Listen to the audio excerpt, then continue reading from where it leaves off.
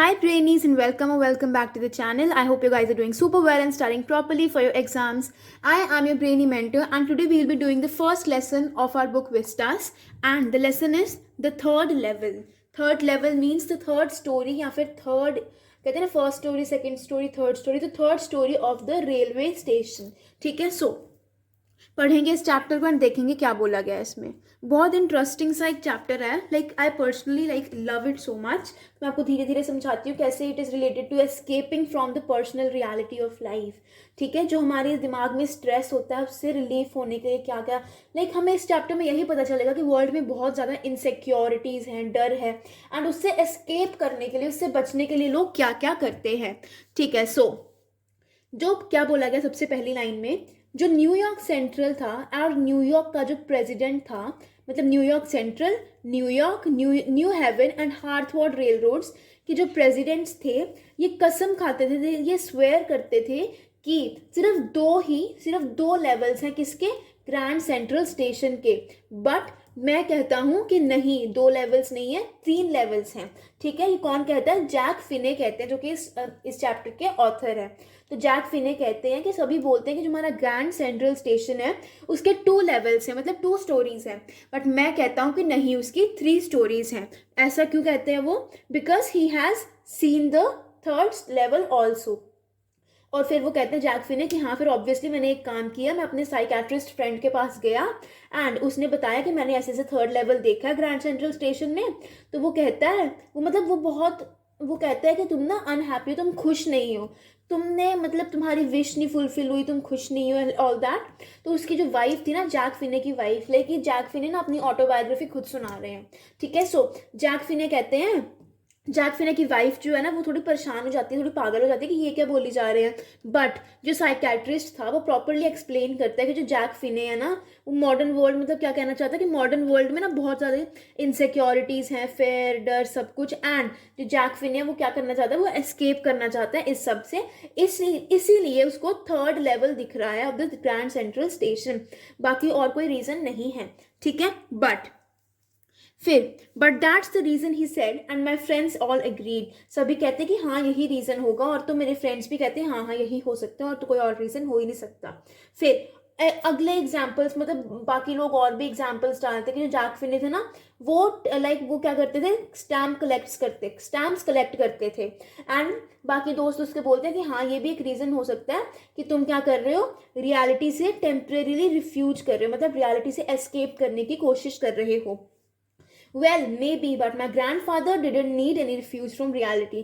कहता शायद हो सकता है कि मैं स्टैम्प कलेक्टिंग इसलिए करता हूँ ताकि मुझे रियलिटी से एस्केप मिल जाए. बट कहता है कि मेरे ग्रैंडफादर या फिर जो हमारे जो प्रेसिडेंट रूजवेल्ट थे वो भी तो करते थे, वो भी तो स्टैम्प कलेक्शन करते थे. बट क्या इसका मतलब ये है कि वो भी एस्केप करना चाहते थे रियलिटी से? वो भी कहते थे नहीं, मैं नहीं मानता ये सब, कि ऐसा कोई रीज़न नहीं हो सकता. फिर अब वो बताएगा, जैक फिने बताएगा कि क्या हुआ था, मैंने ग्रैंड सेंट्रल पे क्या क्या पूरी बात हुई थी.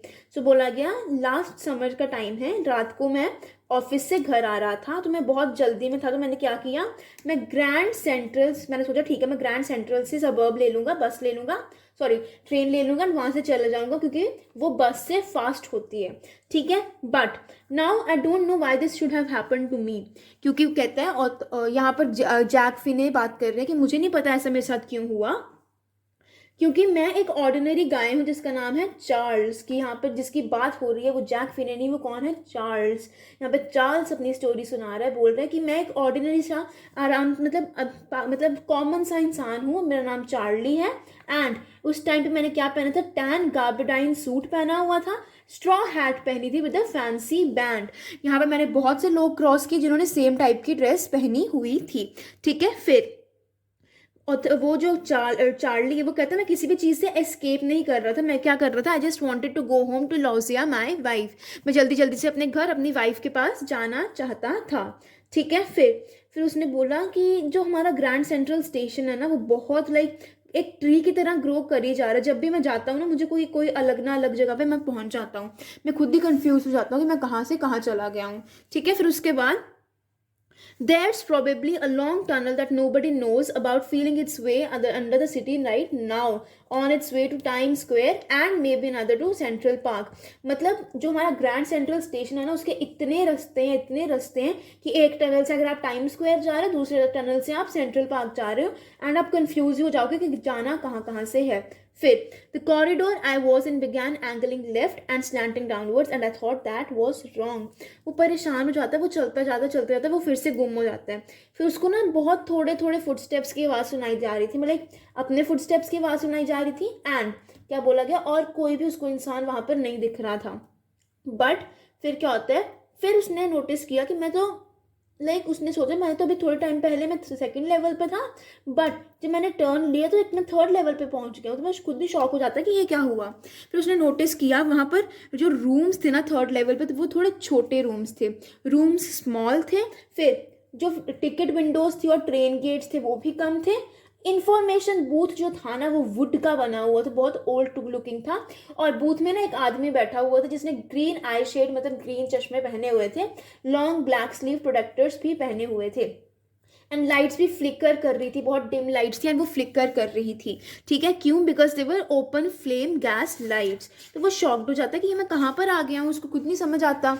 फिर और क्या वो देखता है कि ब्रास स्पिटून्स होते हैं फ्लोर पे, मेटल पैन्स होते हैं फ्लोर पे, एंड क्या बोला जाता है, एक आदमी ना अपनी पॉकेट से गोल्ड वॉच निकाल रहा था. बोले एक बहुत शॉकिंग चीज़ है ना, अगर आप देखो कोई अपनी पॉकेट से वॉच निकाल रहा है, वो गोल्ड वॉच इस टाइप की होती है पुराने ज़माने में. फिर उसने ना लोगों को देखा, उसने देखा कि उन्होंने कपड़े क्या पहने हुए थे, ब्लैक 4 बटन सूट पहना हुआ था, फिर मुस्टैच प्रॉपर रखी हुई थी. वो भी शॉक था कि क्या हो गया. फिर यहाँ पर प्रॉपरली वो लोगों की ड्रेसिंग सेंस ऐसी थी जैसे वो 80s या 90s के टाइम के थे, मतलब ओल्ड फैशन थे. ठीक है, फिर उसने बोला कि मैंने इतनी ज़्यादा बियर्ड्स, इतनी ज़्यादा फैंसी मुस्टैचेस आज तक अपनी कभी लाइफ में देखी नहीं, proper beards and all that. वो खुद ही शॉक हो जाता है कि ये क्या हो रहा है. फिर एक लेडी उसको क्रॉस करती है, लेडी ने भी प्रॉपर ड्रेस पहनी होती थी with leg of mutton sleeves, skirts, proper high skirts, high button shoes. वो भी शॉक हो जाता है कि ये सब क्या हो गया है. बट फिर उसने देखा एक लोकोमोटिव चल रहा है. लोकोमोटिव क्या होता है, जो स्टीम से चलती थी ना ट्रेन पुराने ज़माने में, उसने देखा वो चल रही है. एंड फिर उसको पता चल गया कि भाई मैं तो पुराने ज़माने में आ गया हूँ. बट श्योर करने में अपने आप को श्योर होने के लिए वो क्या करता है, वो न्यूज़ बॉय के पास जाता है एंड वो अपने न्यूज़पेपर पिक करता है. और न्यूज़पेपर कौन सी थी? द वर्ल्ड ऐसा न्यूज़पेपर था जो बहुत सालों से पब्लिश ही नहीं हुआ था. एंड जो पहली स्टोरी थी ना वो किसके बारे में थी? अबाउट प्रेसिडेंट क्लीवलैंड, जिनकी डेथ भी हो चुकी है अब. ठीक है, एंड फिर वो ईयर देखता है, ईयर कौन सा था, डेट कौन सी थी? जून 11 1894. अब उसको समझ आता कि हाँ भाई मैं तो पहुंच गया हूँ पुराने ज़माने में. फिर वो क्या करता है, वो ना सोचता है कि चलो ठीक है मैं टिकट्स लूँगा अपने लिए और लुइसा के लिए, एंड हम कहाँ जाएंगे? पुराने ज़माने के गेल्सबर्ग में जाएंगे, इलिनॉइस में जाएंगे. ठीक है, गेल्सबर्ग एक बहुत सुंदर टाउन है, बड़े बड़े फ्रेम हाउसेस, लॉन्स, ट्रेमेंडोस ट्रीज, बहुत सुंदर है. तो वो चाहता कि हाँ चलो मैं टिकट्स लूँगा और मैं वहाँ पर जाऊँगा. ठीक है, तो वो क्लर्क के पास जाता टिकट्स लेने के लिए. तो फिर वहाँ पर क्लर्क बोलता है, नहीं क्लर्क पहले उसके कपड़े देखता है कि इसने क्या पहना हुआ. फिर क्लर्क बोलता है कि चलो पैसे दो. फिर जो वो पैसे निकालता है ना अपनी पॉकेट से, तो क्लर्क बोलता है कि तुम्हें क्या पैसे निकाल रही हो, तो पैसे है ही नहीं, are you trying to cheat me, you won't get very फार.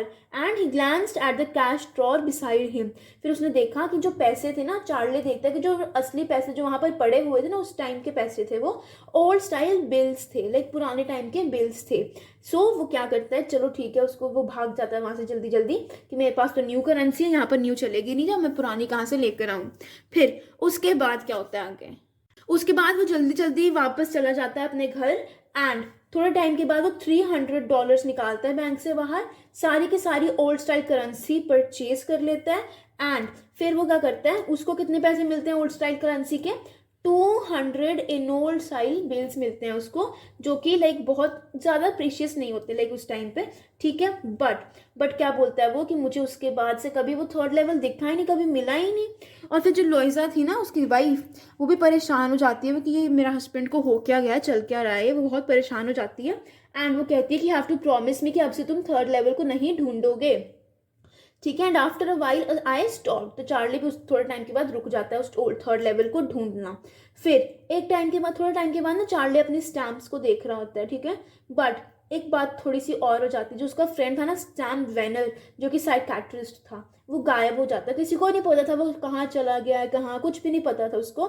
सो एक दिन जब जो चार्ली अपनी स्टैम्प कलेक्शन को देख रहा था ना, फिर उसने एक फर्स्ट डे कवर देखा। फर्स्ट डे कवर होता क्या है, वेरी इंपॉर्टेंट क्वेश्चन है, आपको एग्जाम में आ सकता है। तो जो स्टैम्प कलेक्टर्स होते हैं वो पता है क्या करते हैं, अगर कोई स्टैम्प आई है, फर्स्ट डे कोई स्टैम्प रिलीज हुई है, इशू हुई है, तो स्टैम्प कलेक्टर्स ना उस स्टैम्प को ले लेते हैं एंड ना एनवेलप्स पे चिपका देते हैं, खाली एनवेलप्स पे, और उन एनवेलप्स को अपने ही एड्रेस पे वापस वो कर देते हैं, क्या कहते हैं उसको, अपने ही एड्रेस पे वापस पोस्ट कर देते हैं। इसको ही हम बोलते हैं फर्स्ट डे कवर, जो बिल्कुल एम्प्टी होता है, ठीक है। एंड जो पोस्ट मार्क पे हमने डेट लिखी होती है ना, उससे पता चलता है कि हाँ इस दिन क्या हुआ था, इस दिन ये जो स्टैम्प थी ये इशू हुई थी, ठीक है। They are never open, you just put a blank paper in the envelope. ये फर्स्ट डे कवर्स को हम कभी खोलते भी नहीं है, ऐसे के ऐसे पड़े रहते हैं। फिर जो ना चार्ली है वो अपने बहुत पुराने फर्स्ट डे कवर्स देखता है, और उसने एक ना कवर देखा, ठीक है, जो कि बहुत पुराना था। किसी ने उसको चार्ली के ग्रैंडफादर को लिखा था, जब उसके ग्रैंडफादर गेल्सबर्ग में रहते थे। एंड टाइम क्या था, जुलाई 1894, ठीक है। फिर चार्ली को याद ही नहीं आ रहा था ये आया कहाँ से ये। और जो स्टैम्प थी ना वो थी 6 सेंट की, पैसे होते हैं ना, 6 सेंट की स्टैम्प थी, डल ब्राउन कलर थी, एंड पिक्चर किसकी थी, प्रेसिडेंट गारफील्ड की, ठीक है। फिर वो ना ओपन करता है उसको, और उसके अंदर एक लेटर होता है, तो लेटर पढ़ता है। लेटर पे ना नाम किसका होता है, चार्ली का। फिर चार्ली के लिए एक लेटर होता है, किस टाइम पे, जुलाई 1894। देखो जिस टाइम पे चार्ली पैदा भी नहीं हुआ था, उतना पुराना लेटर। तो क्या लिखा गया, I got to wishing that you were right, that you got to believing you, then I got to believing you were right, and Charlie, it's true, I found the third level, I've been there 2 weeks, and right now down the street at Daly someone is playing a piano, and they're all out in the front of the porch singing Nelly Home, and I'm invited over for lemonade. Come on back, Charlie and Loisa, keep looking till you find the third level, it's worth it, believe me. तो ये letter किसने लिखा होता है, Sam ने लिखा होता है लेटर। सैम कौन था, वही साइकाट्रिस्ट था जिसके बाद चार्ली गया था। तो सैम कहते हैं हाँ तुमने सच बोला था, थर्ड लेवल है, और यहाँ पे मैं बहुत खुश हूँ, सब कुछ बहुत पीसफुल है यहाँ पे, तुम भी जल्दी जल्दी से आओ, इस थर्ड लेवल को ढूंढो और यहाँ पर इंजॉय करो। And the note is signed Sam, मतलब सैम ने वो लेटर लिखा था। फिर जब वो फिर से सैम उसी स्टोर पे जाता है जहाँ पे उसने पुरानी करेंसी ली थी, तो उसको पता चलता है सैम ने $800 खर्च किए थे ताकि उसको क्या मिले, ओल्ड स्टाइल करेंसी मिल जाए। एंड उससे उसका लाइक कह सकते हैं कि पुराने ज़माने में उसका अच्छा बिजनेस चल सकता था एंड सब कुछ उसका ठीक हो सकता था। Not in Galesburg Illinois in 1894, his old business, why Sam was my psychiatrist को सब पता चल गया था कि कैसे हुआ कैसे, एंड वो खुद ही चला गया वहाँ पे ओल्ड टाइम्स में। ये थी स्टोरी कि कैसे रियलिटी से एस्केप करने के लिए लोग कह रहे थे कि चार्ली को क्या दिखा था, थर्ड लेवल दिखा था, but this was actually true. Clear, ये थी हमारी story. So that was it for the video. I hope you liked the video. If you did, don't forget to like, share and subscribe to the channel. You are a Brainy Mentor. Have a great day ahead.